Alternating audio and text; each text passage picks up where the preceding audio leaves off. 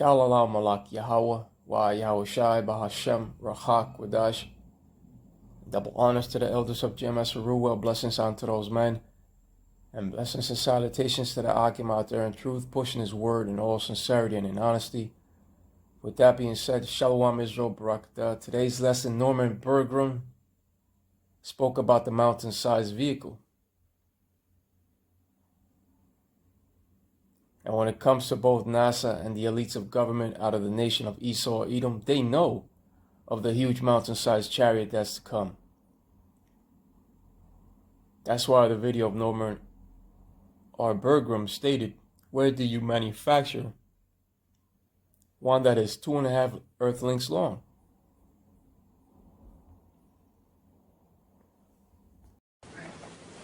Okay, but if there are craft, there are beings.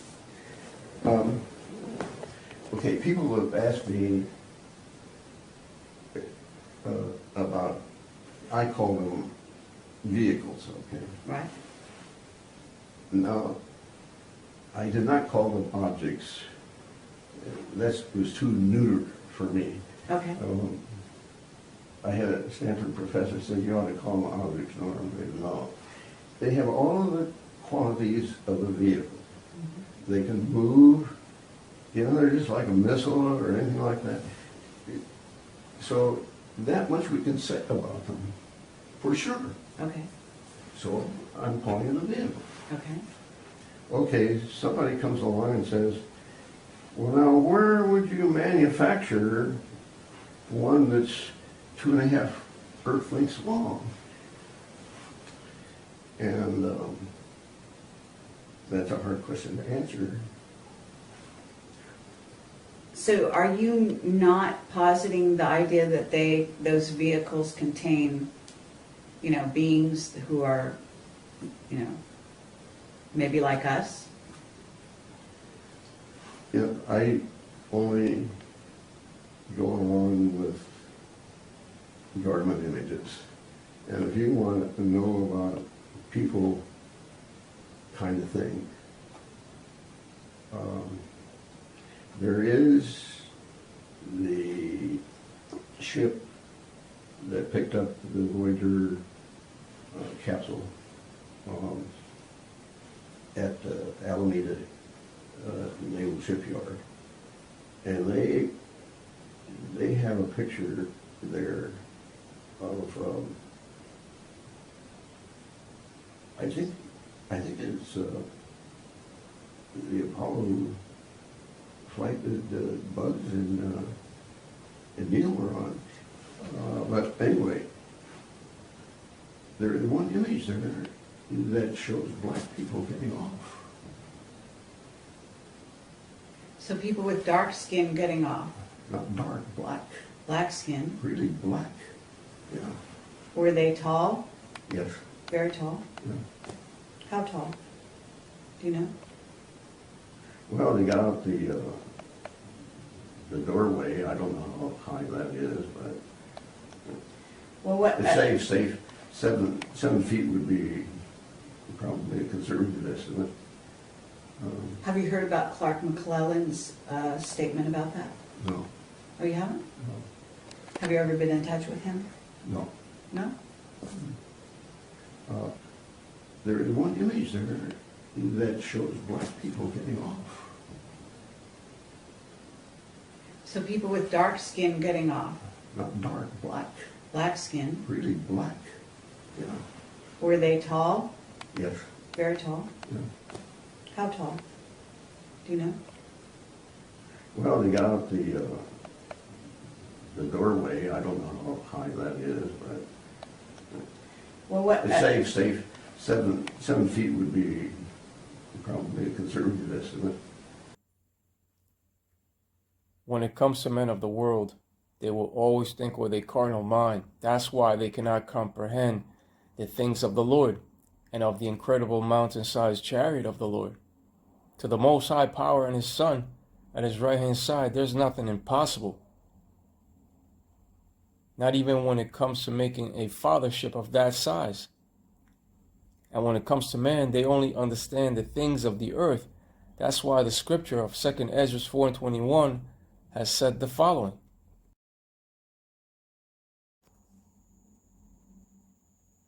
2 Esdras 4:21, for like as the ground is given unto the wood, and the sea to his floods, even so they that dwell upon the earth may understand nothing but that which is upon the earth, and he that dwelleth above the heavens may only understand the things that are above the height of the heavens.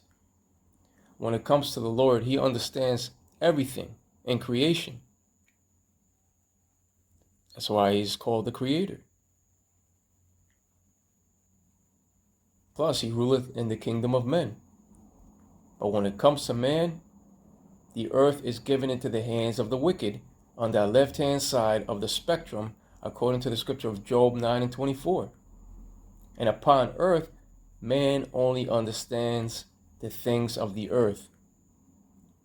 The nation of Edom continues to search out things upon the earth, but the earth itself has not been fully explored. 80% of the ocean has not been fully explored or even seen mankind at that. And a lot of places on land have also not been discovered. And when it comes to earthly men to know what is beyond earth's boundaries, that is not given unto men to know. It was never intended for them to know what is beyond earth's boundaries. Man was only allowed to venture to a certain portion, to a certain degree of space to establish their satellites and international space station. Man upon earth deals with science, which means knowing. What is known, or a way of knowing. It's the knowledge of something acquired through study. But the Lord, Yahweh Bashem Yahushua, is the supreme being that understands it all. He ruleth in the kingdom of men. Not just in the heavens, but man only understands earthly things. But when it comes to the Most High and His Son, there is nothing impossible. The problem is that worldly men think with a carnal mind. That's why it's impossible for them to understand about the humongous mountain-sized ship of the Lord. The Lord has incredible mountain-sized spaceships that these so-called Christians do not speak upon. You see? And one of those scriptures is in Zechariah 6:1. Let's go over to that scripture. Zechariah 6:1. And I turned and lifted up mine eyes and looked, and behold, there came 4 chariots out from between 2 mountains, and the mountains were mountains of brass. And when it came to the Israelites in the past, they knew the truth of the Lord's mountain-sized chariots. That's why they sung the song, Swing Low, Sweet Chariot. But in these modern times, they have led you to believe that there are little green and gray aliens from another world. No. Inside of those ships of the Lord are His angels. Is His angels, dark-skinned angels. It tells you that in Ezekiel chapter 1. The elites of Esau, Edom's government, know of these huge mountain-sized IFOs of the Lord. But it's just as Norman Bergrun said, where do you fabricate a thing of that size? Why he said that? Because man thinks with a carnal mind. Another scripture upon the mountain-sized spaceship is found upon the scripture of 2 Esdras 13:6. Let's go over to that scripture. 2 Esdras 13:6. But I beheld, and lo, he had graved himself a great mountain and flew up upon it. Right, he had graved himself a great mountain and flew up upon it. Is in reference to that enormous spaceship of the Lord, Yahweh Wayoshai. The same way he left is the same way he shall return. In that same mountain-sized chariot. On that day, the Lord's heavenly armada of angels shall be everywhere, because the Lord is coming with a huge armada of angels. Even the archangels are coming. 2 Esdras 15:34, behold, clouds from the east and from the north unto the south, and they are very horrible to look upon, full of wrath and storm. Right, and these clouds full of wrath and storm represents the chariots of the Lord that will bring battle unto Babylon the Great, aka America, and unto those other heathen nations that are joined with them. Full of wrath, meaning in that extreme righteous anger that the Lord Yahweh Wayoshai shall bring. He shall bring it by way of the chariot lasers and missiles of destruction.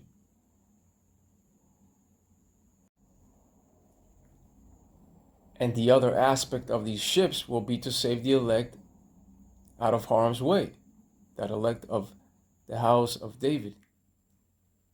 The clouds are in reference to the so-called UFOs of the Lord Yahweh Wayoshai, according to the scripture of Psalms 104:3.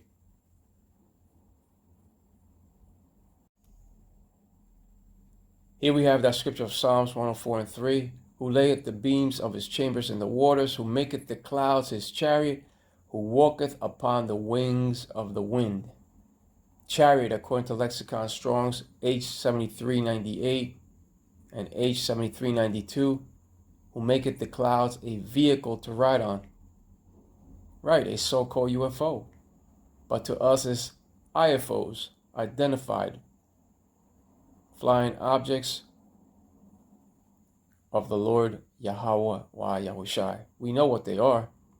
And these clouds are in reference to the Lord Yahweh Yahushai's identified flying objects, or IFOs, in other words.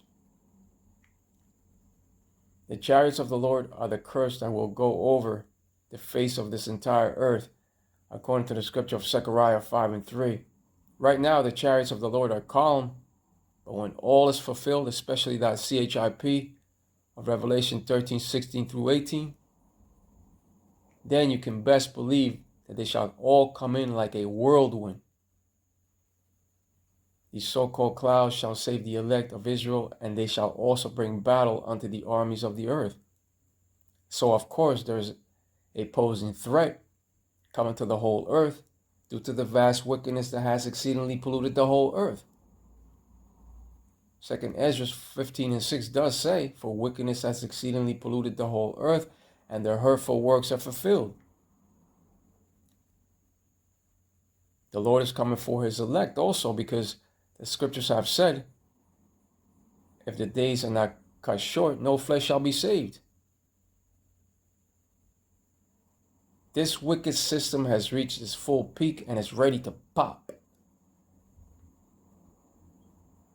The first time the earth was cleansed by water, and now many places shall be cleansed by means of fire. Modern day Babylon the Great shall be totally destroyed, along with the land that the small hats now inhabit. But the only difference is that modern day Babylon the Great shall never rebuild, but the land that the small hats now inhabit will rebuild. But when it comes to Babylon the Great, it shall be cleansed with chariot fire and by nuclear fire. And that humongous mountain-sized chariot will take part in that destruction to come. But with that being said, Kal Malak Yahweh, Wa Yahushai, Bahashem, Racha, Kodash, and double honors to the elders of Jemas Ruel, blessings unto those men, and blessings and salutations to the Akim out there in truth, pushing his word in all sincerity and in honesty.